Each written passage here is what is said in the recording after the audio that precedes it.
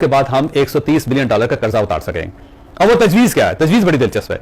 تجویز یہ ہے کہ پاکستان کے $130 بلین کے قرض ہیں اور ان قرضوں کی وجہ سے پاکستان بری طرح غلام بنا ہوا ہے اور کوئی بھی ملک وہ چھوٹا ہو یا بڑا ہو پاکستان کے ان قرضوں کی وجہ سے پاکستان کو آنکھیں بھی دکھاتا ہے اور پاکستان کو دباؤ میں بھی لے کے آتا ہے, پورا دباؤ ڈالتا ہے پاکستان کے اوپر.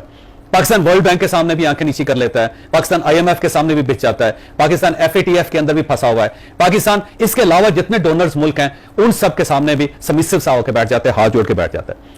یعنی اگر ہمارا پرائم منسٹر, ہمارا آرمی چیف یا ہمارا پریزیڈنٹ کسی ملک کا دورہ کرے گا تو اس ملک کو پہلے ہی پتا ہوتا ہے کہ انہوں نے پیسے مانگنے آنا ہے. کہ چنگل سے نکلنے کا میں آپ کو ایک آسان سا نسخہ بتانے لگا. ایک سمپل سا سسٹم ہے جس کو اگر ہم ایوالو کر لیں, جس کو ہم اگر استعمال کر لیں تو بڑی آسانی سے پاکستان آزاد ہو سکتا ہے. ایک واقعی ہم ایک حقیقی آزادی حاصل کر سکتے ہیں. اور وہ سسٹم کیا ہے, وہ تجویز کیا ہے؟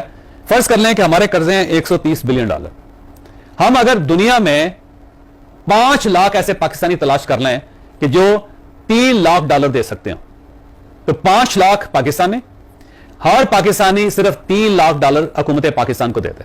ایک اکاؤنٹ بنے اور اس اکاؤنٹ کو پاکستان کے انتہائی معتبر لوگ ڈیل کریں. بولو بہت سارے ادارے ہیں پاکستان کے اندر, تو وہ لوگ جن کے اوپر لوگوں کا اعتبار ہے ان لوگوں کا ایک بورڈ بنایا جائے اور وہ بورڈ اس اکاؤنٹ کو ہولڈ کرے اور اس اکاؤنٹ کو ہینڈل کرے. اور پھر اس کے بعد 5 لاکھ پاکستانی ایسے تلاش کیا جائیں کہ جن میں سے ہر شخص $3 لاکھ افورڈ کر سکتا ہو. ان سب سے $3 لاکھ لے کے اس اکاؤنٹ میں جمع کروا دیا جائے اور اس کے بعد ڈیفینیٹلی وہ اکاؤنٹ اتنا ہیوی ہو جائے گا کہ اس سے پاکستان کے قرضے ادا کیے جا سکیں.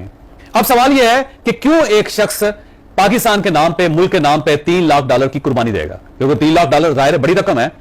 تو حکومت پاکستان کو یہ چاہیے کہ جو شخص یہ $3 لاکھ حکومتی یا سرکاری خزانے میں جمع کروائے اسے کچھ فیسلٹیز دے دے. مثلا سب سے پہلے حکومت پاکستان اسے اسپیشل پرسن ڈکلیئر کر دے, اسے VVIP ڈکلیئر کر دے اور اس شخص کو پاکستان کے اندر وہ تمام سہولتیں حاصل ہوں جو VVIP کو حاصل ہوتی ہیں. مثلا وہ اپنی گاڑی کے اوپر VVIP کی نمبر پلیٹ لگا سکے, اس کو ایک کارڈ دے دیا جائے جس کارڈ کے ذریعے وہ ایئرپورٹ پہ جائے تو اس کے ساتھ خصوصی سلوک کیا جائے, وہ اگر PIA پہ ٹریول کرنا چاہے تو اسے خصوصی ڈسکاؤنٹ دے دی جائے, وہ اگر کسی سرکاری دفتر کے اندر جائے اور اپنا کارڈ اندر بھجوائے تو اس کو فوری طور پہ بلوا لیا جائے اور اس کا کام فوراً کر دیا جائے.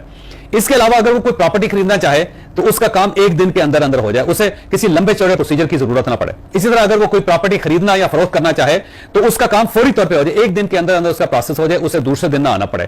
اور اسی طرح اس کو ٹیکس میں ریبیٹ دے دی جائے کہ اگر اس کا ٹیکس زیادہ بنتا ہے تو اس میں 10% یا 15% کم کر دیا جائے اس کو, اور اگر وہ اس پوری رقم کو ٹیکس کے اندر ایڈجسٹ کروانا چاہے تو حکومت پاکستان اسے 2, 3, 4 سال کے اندر اس رقم کو اسے ٹیکس میں ایڈجسٹ کر دے.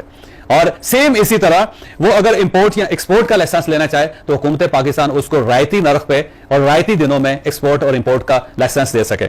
سیم اسی طرح وہ اگر اس رقم کو واپس لینا چاہے, اب دیکھیں نا بعض اوقات ہوتا ہے کہ ایک شخص نے $3 لاکھ دے دیے اور اگلے سال اسے محسوس ہوا کہ اب اسے رقم واپس چاہیے تو حکومت پاکستان اسے شورٹی بانٹ دے کہ وہ پاکستانی روپوں میں وہ رقم واپس لے سکتا ہے.